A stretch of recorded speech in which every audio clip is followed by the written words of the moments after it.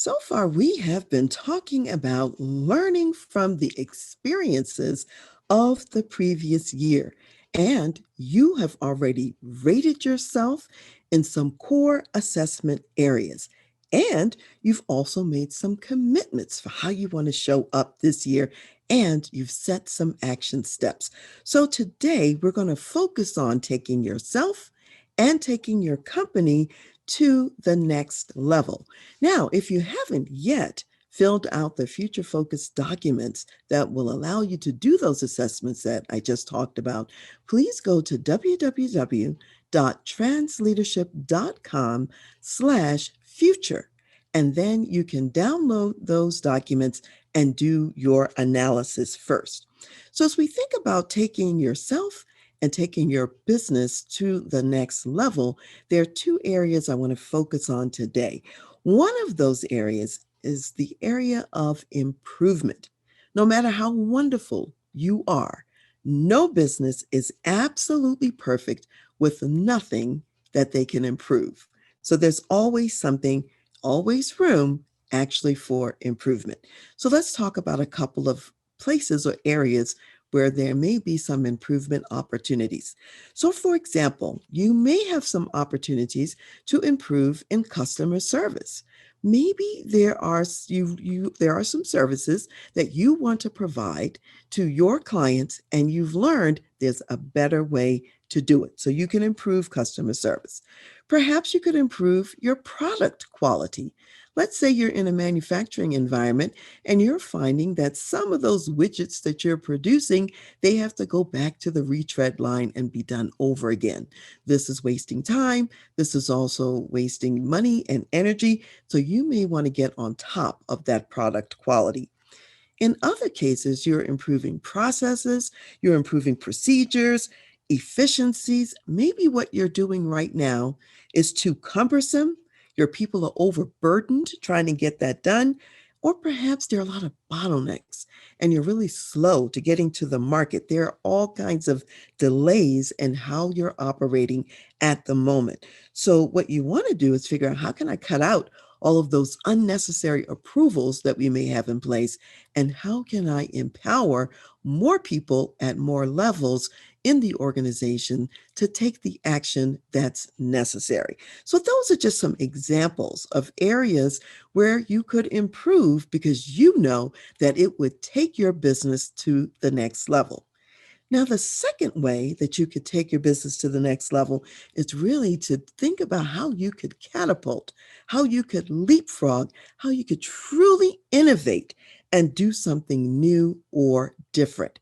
So perhaps you've discovered, we've been providing this kind of widget to our customers for a long period of time. And now what we've learned is, in order to use that widget effectively, they also need another little gadget. And we're not producing that gadget, but we could produce that gadget.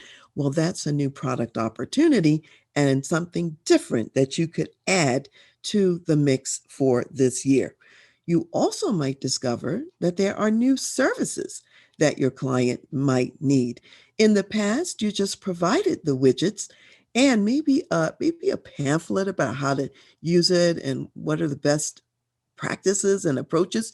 And what you've discovered is maybe there's some more hands on training that's required, or a video that might need to be produced so that your customers are getting the best end use out of that widget that you're producing. So that would be a new service.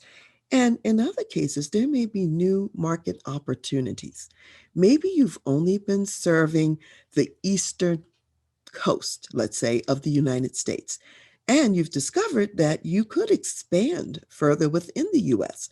Or perhaps you're already national in the US and you could expand to Canada, you could expand to Europe. So you might add regions for the work that you're doing, additional clients that you're not currently serving, and perhaps even some other industries where you're not currently working. So, this would be an example of the innovation piece catapulting yourself and your organization to an absolutely new place. So, think about it. When you're thinking about taking yourself to the next level or a new level, you're thinking about improvement and you're also thinking about innovation. So let's add a couple of pieces to this. Whatever it is that you are looking at, whether it's on the improvement side or the innovation side, you want to collect some data to find out what's already going on. So think about clients and customers that you already have. Those are people you want to talk to. You want to interview them, find out what their experience is. Very often, it's the clients and customers who are going to tell you what they really need next in the way of products and also services. You also want to talk to your partners and other stakeholders out there. Perhaps there are some people who come alongside you. They may help to provide tools that you need, raw materials that you need, or sometimes they're even adding to your staff by being just sort of like the blood, sweat, and tears to get some work done. These are the people who may be your contractors and so on. So you want to collect data from them as well. What does your business look like from their vantage point? What are they experiencing? What do they see?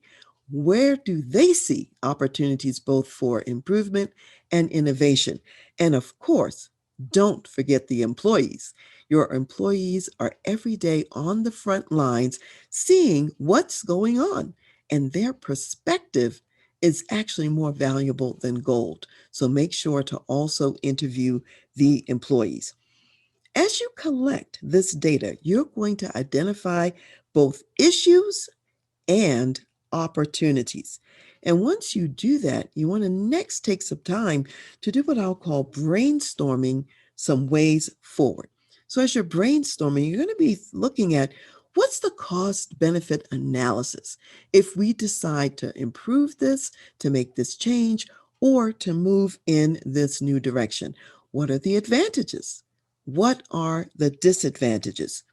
You may find that something costs too much, something takes too long, or it might use too many resources, or it compromises quality. And those are good reasons to make changes if those are the challenges that you're already running into now. Once you have brainstormed some ways forward, you've thought of some ideas for taking things to the next level. Next, you want to test some of those options and some of those alternatives. So select an option. Perhaps you're going to add that new gadget that goes with the widget. Have a plan for how you're going to produce that, what it's going to look like, how many you're going to make, when you're going to do those production runs in comparison to when you're doing the widget runs, and you put something together and then you see how it really plays out in real life. So you conduct a test, you run those production lines, for that gadget now, you collect data on what's happening and you analyze that data. Is this working? Do we need to tweak it further? Is this really not what we thought it was going to be? And perhaps it's not the opportunity that we had hoped? Or does it just need some tweaks? If it just needs some tweaks, you can always tweak the process. You can select a new process. You can abandon the part that's not working, keep the part that is, go back to the brainstorming methodology and figure out what do we want to test next. And then you find out what really works. Once you think you have something that's working well, go back to the relevant stakeholders, employees, clients, partners, and you want to get feedback from them. How is it working from their perspective?